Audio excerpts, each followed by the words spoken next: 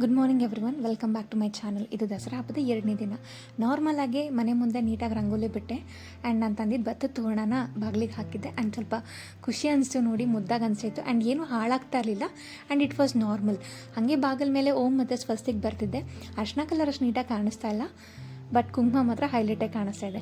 So ತುಳಸಿ ಗಿಡದ ಮುಂದೆ ಪುಟ್ಟದಾಗಿ star rangoli ಬಿಟ್ಟಿದ್ದೆ ಆ್ಯಂಡ್ ಅದ್ರ ಮೇಲೆ ಆ ಫ್ಲವರ್ನ ಇಡಬೇಕು ಅಂತ ಅಂದ್ಕೊಂಡಿದ್ದೆ. ಆಮೇಲೆ ಮನೆ ಒಳಗಡೆ ಬಂದೆ. ನಾರ್ಮಲಾಗಿ ಎವ್ರಿಡೇ ಬರೋ ಥರನೇ ಜರ್ನಲ್ ಬರೀತಿದ್ದೆ. ಬರೆಯೋ ಪ್ರತಿ ಸಾಲು ಅನ್ನಿಸ್ತಿತ್ತು ಎಲ್ಲರಿಗೂ ಒಳ್ಳೆಯದನ್ನೇ ಬಯಸಬೇಕು ಅಂತ.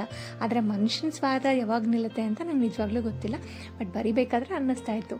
ಟೀ ಕೂಡ ರೆಡಿ ಮಾಡ್ಕೊಂಡಿದ್ದೆ, ಬೇಗ ಬೇಗ ಬರೆದು ಪೂಜೆಗೆ ರೆಡಿ ಮಾಡ್ಕೊಳ್ಬೇಕಲ್ಲ. ಸೊ ಹಾಗಾಗಿ ಬೇಗ ಬೇಗ ಬರೆದು ಮುಗಿಸ್ದೆ.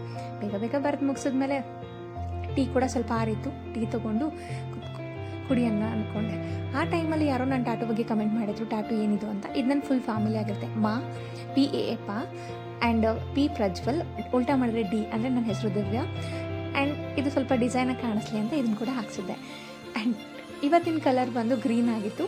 ಸೊ ಈ ಕಲರ್ ಡ್ರೆಸ್ ಹಾಕ್ಕೊಂಡು ಈ ಡ್ರೆಸ್ಸಿಗೆ ನಾನು ಈ ಇಯರಿಂಗ್ಸ್ನ ಮ್ಯಾಚ್ ಮಾಡ್ಕೊಂಡಿದ್ದೆ. ಸೊ ಅದಾದಮೇಲೆ ಸ್ವಲ್ಪ ಬಿಸಿಯಾಗಿ ಪೊಂಗಲ್ನ ಮಾಡ್ಕೊಂಡಿದ್ದೆ. ಆ್ಯಂಡ್ ಇದು ಅವಲಕ್ಕಿಲಿ ಪೊಂಗಲ್ ಮಾಡ್ಕೊಂಡಿದ್ದು. ಆಮೇಲೆ ದೇವಸ್ಥಾನಕ್ಕೆ ಹೋದೆ. ದೇವಸ್ಥಾನದಲ್ಲಿ ಒಂದು ಒಳ್ಳೆ ಪ್ರಸಾದ ಸಿಕ್ತು, ಪಲಾವ್ ಮತ್ತು ಕೇಸರಿಬಾತ್.